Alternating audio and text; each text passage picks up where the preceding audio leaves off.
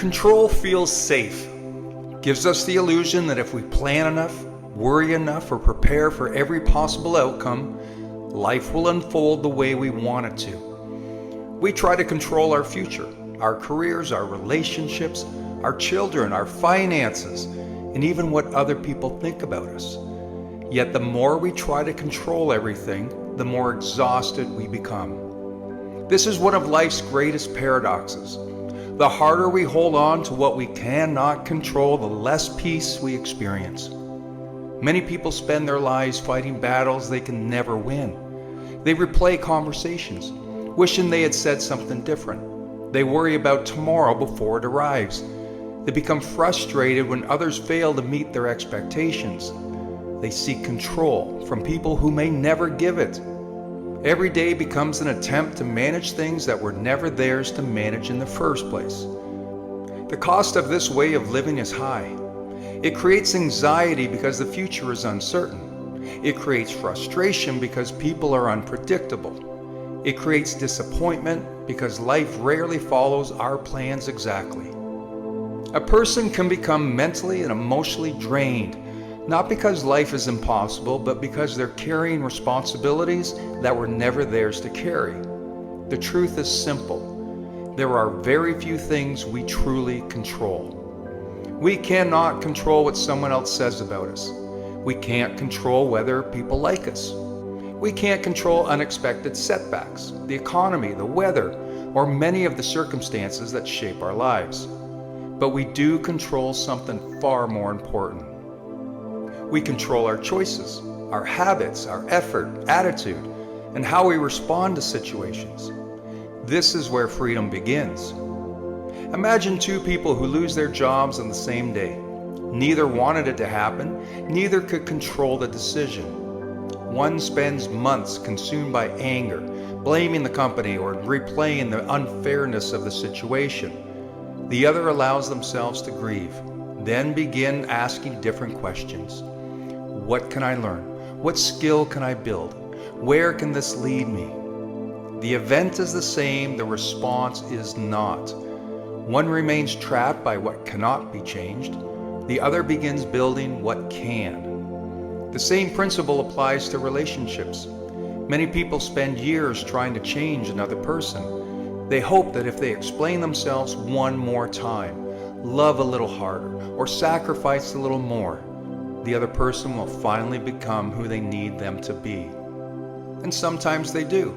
Often, they don't. The only person you can truly change is yourself. That relationship is not limiting, it's liberating. When you stop trying to control everyone else's behavior, you gain more energy to improve your own. Instead of managing another person's choices, you begin strengthening your own character. Instead of chasing approval, you begin living according to your values. And instead of fearing every uncertain outcome, you begin trusting your ability to handle whatever comes next. This shift does not remove difficulty from life. It removes unnecessary suffering. Peace is not found by controlling every circumstance. Peace is found by accepting that uncertainty is a part of life and believing that you're capable of responding to it. That is a very different mindset. Control says everything around me must change before I can feel at peace. Wisdom says I will focus on becoming the kind of person who can remain steady even when life changes around me. One creates constant tension, the other creates quiet strength. The goal is not to stop caring. The goal is to stop carrying burdens that were never yours to begin with. Life will always surprise you. People will disappoint you. Plans will change, doors will close, new ones will open. You can't control every chapter of your story, but you can decide how you'll write the next one. And perhaps that's always been enough all along.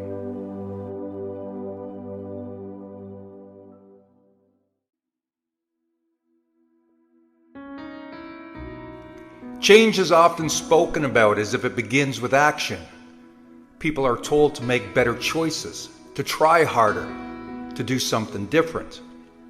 And while that advice is not wrong, it often skips over a more important step. Change does not begin with action. It begins with awareness. Many people find themselves repeating the same outcomes in different areas of life. A relationship may end in a familiar way. Motivation may rise and fall in the same patterns. Stress may lead to the same reactions regardless of the situation. Now, on the surface, these may appear to be separate issues. In reality, they're often connected by something deeper. They're patterns. Patterns form because the brain is designed to create efficiency. It learns from past experiences and builds automatic responses. These responses reduce the need to think through every situation from the beginning. While this can be helpful, it also means that once a pattern is established, it tends to repeat, whether it's useful or not. What you'll find is that these patterns can become so familiar that they're often mistaken for personality or identity. A person may begin to believe that certain reactions or behaviors are simply who they are, rather than something they have learned through repetition. This is where the difficulty lies. When patterns are not recognized, they continue without interruption. A person may focus on the results they're getting, frustration, setbacks, or repeated mistakes, without examining the behavior that leads to them. The connection between cause and outcome remains unclear. Recognition changes that. Becoming aware of a pattern requires honest observation. It involves looking beyond the surface of a situation and recognizing what is happening consistently. This can be uncomfortable as it shifts the focus inward rather than outward. It's often easier to attribute outcomes to external factors, rather than to examine one's own role in creating them. However, without this level of awareness, change remains unlikely. Patterns are not only found in behavior, but also in thoughts and emotions. A person may notice that certain situations consistently trigger the same emotional response. Frustration, avoidance, or self-doubt may appear quickly and without much thought. These reactions can feel automatic, as though there is no space between the situation and the response. In many cases, that space is simply unnoticed. When a pattern is recognized, even briefly, a pause begins to form. This pause is small, but it's significant. It creates an opportunity to observe rather than immediately react. In this space, the awareness can grow, allowing a person to see the sequence more clearly, the thought, the feeling, and the action that follows. Habits follow a similar structure.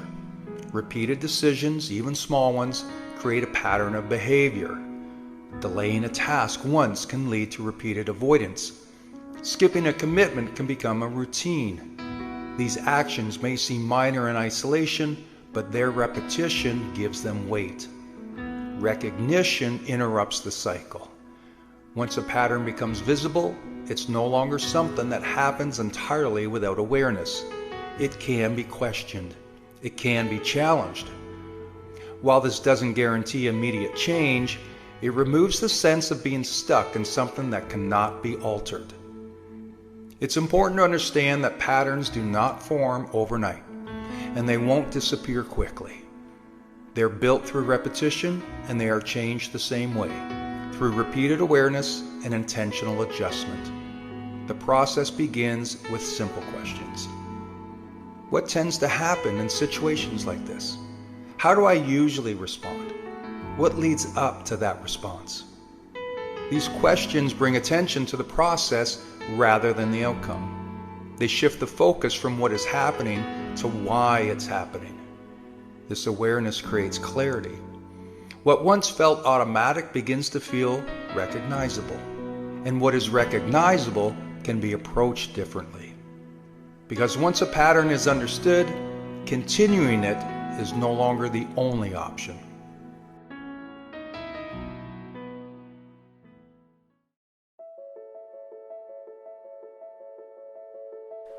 The weight of expectations is something people carry without realizing how heavy it's become. Expectations from family, from work, from society, from past versions of yourself. See, over time, these expectations stack quietly, shaping decisions, behaviors, and your self-worth. What begins as motivation slowly turns into pressure. Expectations are not inherently harmful. They can guide effort and provide structure. But when they're absorbed without reflection, they begin to dictate identity. People stop asking what feels right and start asking what is required. Life becomes about meeting standards rather than living with intention. Much of this weight comes from roles: being reliable, being strong, being successful, being the one who holds things together. These roles often form early and are reinforced over time. The more consistently someone meets expectations, the more invisible the burden becomes. From the outside, it looks like competence, but on the inside, it can feel like suffocation. There's also the expectation of constant progress, to always be improving, always advancing, always proving momentum. Rest is treated as indulgence. Uncertainty is treated as failure. This creates a quiet fear of slowing down, as if pausing means falling apart. Under this pressure, people keep going long after something inside has asked for a reset. What makes expectations especially heavy is how rarely they're questioned. Many are inherited rather than chosen. Cultural timelines, social comparisons, unspoken family dynamics. People carry them because they've always been there, not because they still make sense. The emotional cost shows up gradually. It's tension, resentment, fatigue, a sense of living someone else's version of success. When expectations outweigh alignment, even achievement can feel hollow. Goals are reached, but satisfaction doesn't follow. Releasing the weight does not mean abandoning responsibility. It means redefining it. Responsibility rooted in self-awareness is sustainable. Responsibility driven by fear is not. The difference lies in intention. This process begins by noticing which expectations energize you and which ones drain you. Which ones align with your value and which ones exist only to maintain appearances. Some expectations can be renegotiated. Others can be released entirely. Not all pressure deserves permanence. Letting go can feel uncomfortable, even disloyal.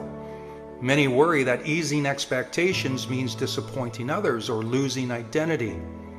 But living under constant pressure eventually leads to disconnection. Disconnection from yourself and from those you're trying to satisfy. When expectations are adjusted, something shifts. Breathing becomes easier, decisions become clearer, energy returns in quieter, steadier ways. Life feels less like a performance and more like participation. The goal is not to eliminate expectations, but to carry only those that support growth rather than suppress it. To choose standards that reflect who you are now, not who you were expected to be. In a world that constantly demands more, learning to lighten the load is not weakness, it's wisdom.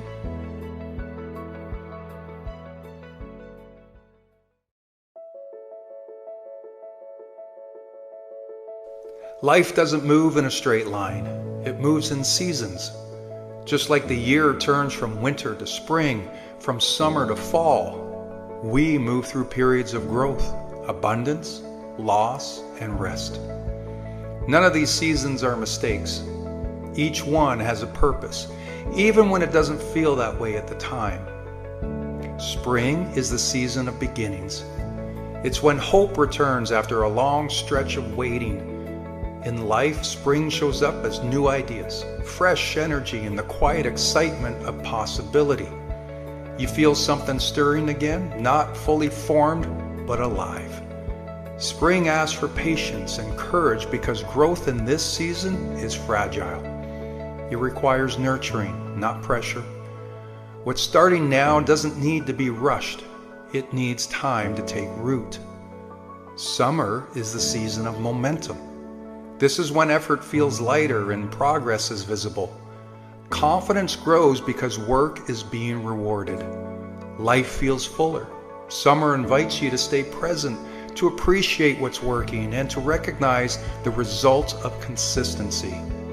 But summer can also tempt you to forget that seasons change. Nothing blooms forever, and that's not a failure, it's the rhythm of life. Fall arrives with reflection. It's the season of transition when things begin to slow and clarity deepens. In life, fall is often when you let go of what no longer fits. Old habits, old roles, old expectations. There's a quiet wisdom in this season, an understanding that not everything is meant to be carried forward. Fall teaches acceptance. It reminds you that release is not loss, but preparation. Then comes winter, the season many people fear.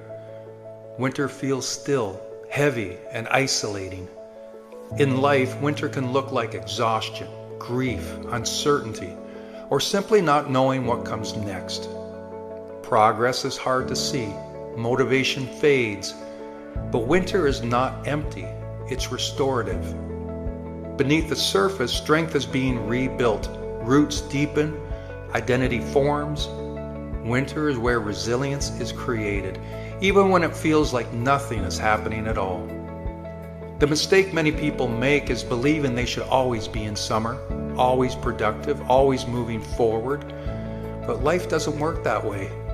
Each season demands something different from you. What looks like stagnation may actually be preparation. What looks like an ending may be the beginning of something more aligned. Understanding seasons allows you to stop fighting where you are. Instead of asking what's wrong with me, you begin asking, what is this season teaching me? And that shift brings relief. It replaces frustration with awareness and self-trust. You're not behind if you're in winter. You're not reckless if you're in spring. You're not complacent if you're in summer. You're not failing if you're in the fall. You are simply human, moving through cycles that shape you. Life asks you to meet each season with patience, to honor what it offers without forcing what comes next. Growth happens when you allow yourself to be where you are while trusting that change is already underway. No season lasts forever, and no season is wasted. Wherever you find yourself now, let it be enough. The next season will come in its own time.